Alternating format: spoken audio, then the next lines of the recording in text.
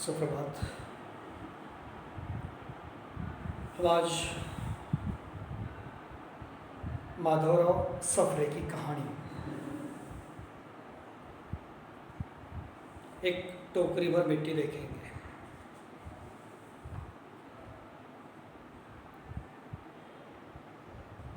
माधवराव सप्रे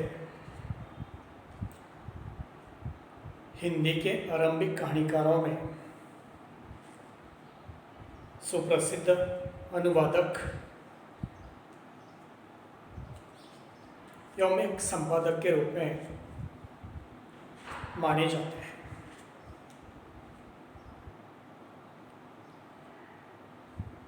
वे हिंदी के प्रथम कहानी लेखक के रूप में हमारे सामने आते हैं।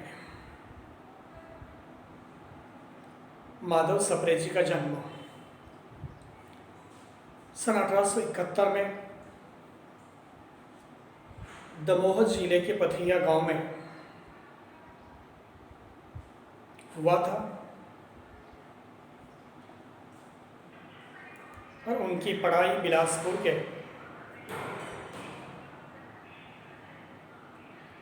मिडिल तक की या मैट्रिक तक की पढ़ाई शासकीय विद्यालय रायपुर से हुई है। आगे की पढ़ाई कलकत्ता विश्वविद्यालय से उन्होंने अपना बीए कर लिया है। फिर कुछ दिनों के लिए तहसीलदार के रूप में नौकरी भी कर ली है।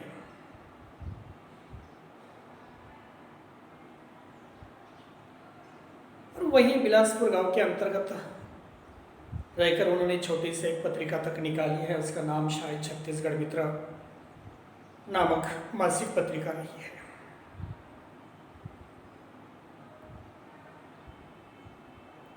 उन्हें बहुत से ऐसे मराठी पुस्तकों का हिंदी में अनुवाद किया है। जैसे उदाहरण के तौर पर हम कहेंगे कि रामदास के दासबोध ग्रंथ का अनुवाद,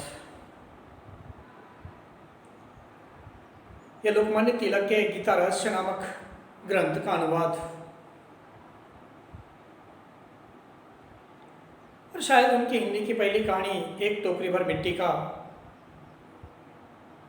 पहला श्रेय रहा है।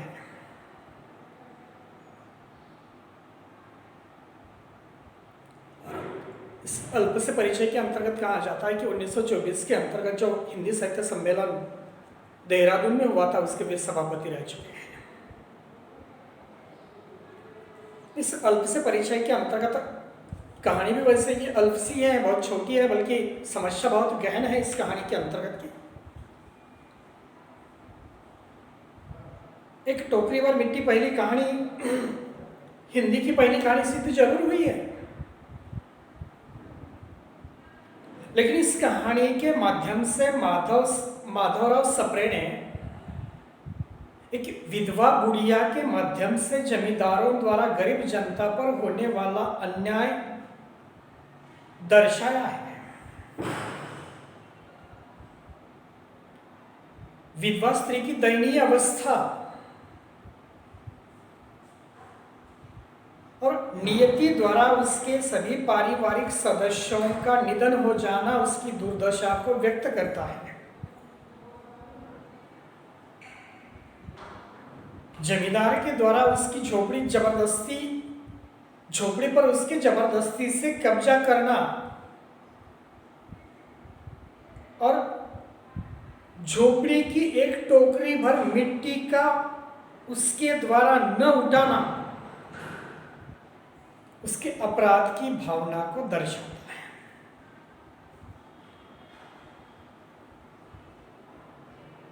इस अपराध भावना का या अपराध भाव का एहसास कर कृत्य कर्म का पश्चाताप करते हुए जमींदार का विधवा से माफी मांगना कहानी को आदर्शात्मक स्तर पर पहुंचाने का काम करता है। कहानी बहुत छोटी है, एक पन्ने की कहानी है, लेकिन इस एक पन्ने के कहानी के अंतर्गत भाव बड़ी गंभीरता से भरा है।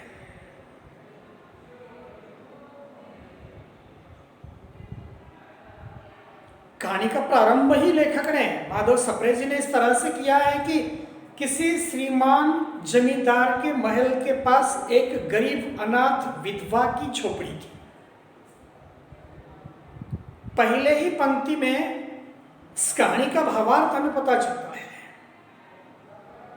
किसी श्रीमान जमींदार के महल के पास एक गरीब अनाथ विधवा की झोपड़ी थी।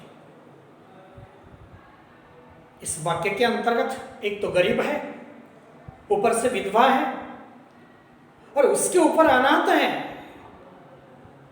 और चौथा जो यहीं पे कारण बताया है कि विधवा है।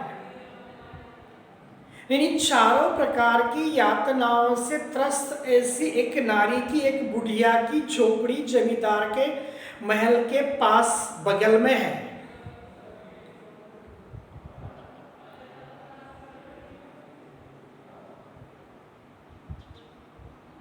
और जमींदार साहब को अपने महल का हाथा उस झोपड़ी तक बढ़ाने की इच्छा होती है। देखिए वाक्य किस तरह का है। जमींदार साहब को अपने झोपड़ी का हाथा, अपने महल का हाथा उस झोपड़ी तक बढ़ाना है।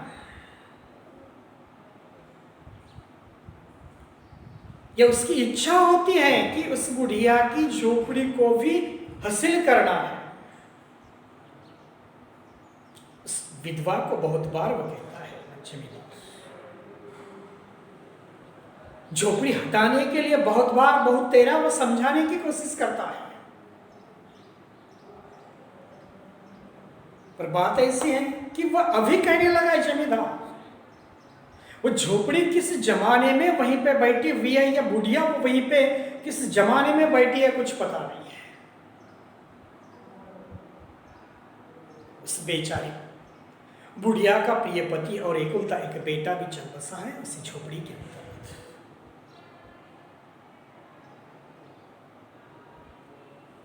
इतना ही नहीं, एक पतोह भी 5 वर्ष की छोटी सी लाडली बेटी को छोड़कर उसी झोपड़ी के अंतर्गत चल बसी है।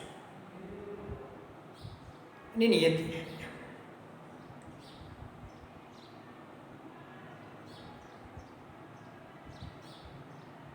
अब जो बचा कुचा हुआ उसके पास केवल एक छोटी सी पोतू है।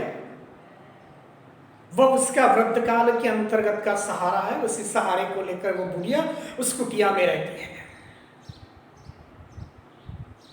एकमात्र आधार के रूप में उसके सामने वो पतोह है, पोती।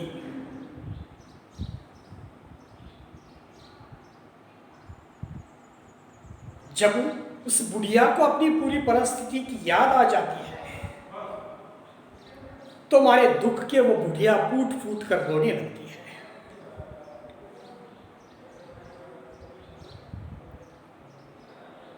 और जब से उसने अपने श्रीमान पड़ोसी की इच्छा का हाल सुना, तब से वह बेचारी पूरी तरह से मृतप्राय हो चुकी है।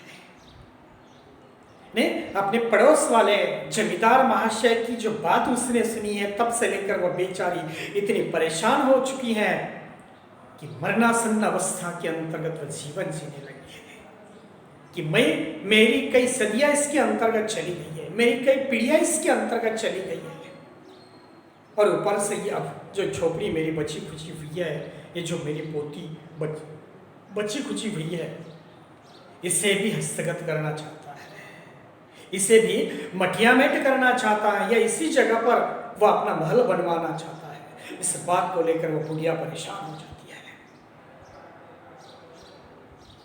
तब से लेकर उस बुढ़िया का उस झोपड़ी के अंतर्गत मन लगता नहीं है कि एक ना एक दिन जरूर इस झोपड़ी में से वो जमींदार मुझे कहीं बाहर निकल देगा। यही सोच के अंतर्गत वो बुढ़िया परेशान हो जाती है।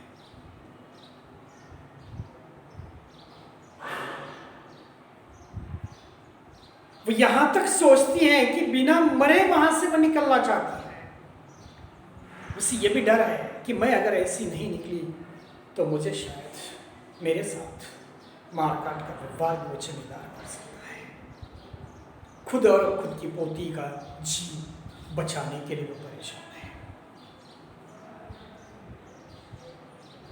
श्रीमान जी के सभी प्रकार के प्रयत्न निष्फल हो चुके हैं।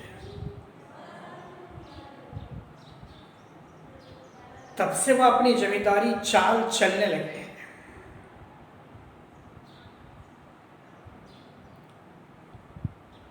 और उसी जमाने के अंतर्गत भी जो वकीली पेशा करने वाले लोग थे, वे वकीली पेशा करने वाले लोग बाल के खाल करने वाले हैं। ने सच को झूठ और झूठ को सच साबित करने वालों की थैलियां गर्म करने का काम भी जमींदार ने यहीं पे किया है। जमींदार पैसे वाला है, धनिक है, धनवान है। धनवान होने की वजह से सब कुछ वह जमींदार उसके ऊपर लूट देता है, क्योंकि उस बुढ़िया की झोपड़ी उसे हासिल करनी है। और उस बुढ़िया की झोपड़ी हासिल करने के लिए शायद जितना हो सके उतना प्रयास वह करता है, जितने हो सके उतने कष्ट करता है। ये सभी प्रकार के प्रयत्नों के अंतर्गत वह निष्फल हो जाने के बाद निश्चिंतता से सोचता है कि अब ये सीधी चाल से काम नहीं चलेगा। तब वकीलों की थैलियां गर्म करके ने वकीलों को घूस देकर या वकीलों को रिश्वत देकर यह काम पूरा किया जा सकता है, इस तरह से वो सोचता है। ये सभी प्रकार की जानकारी उस बुढ़िया को होती है। उस झोपड़ी के ऊपर जमींदार अपना कब्जा कर लेना चाहता है। विधवा को वहां से निकाल देना चाहता है। वहीं से निकाल देने के बाद बेचारी क्या होगी? अनाथ ही होगी। पहले से अनाथ है, रिश्तेदार नहीं है, पति चल बसा है, बेटा चल बसा है, पतोहू चल बसी है, छोटी सी बच्ची को छोड़कर। पहले से ही अनाथ है और पहले से ही अनाथ को लेकर वो बेचारी पूरी तरह से वहीं पे गिड़गिड़ाती हुई महसूस होती है। वो बेचारी अनाथ हो रही थी।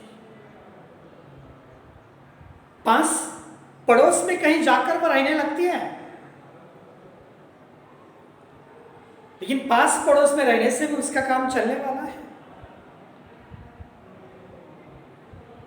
फिर अचानक एक दिन वो जमींदार महाशय उसे देखते हैं, टहलने लगे हैं। टहलते टहलते उस बुढ़िया की ओर देखते हैं, बुढ़िया पास पड़ोस में रहने लगी है।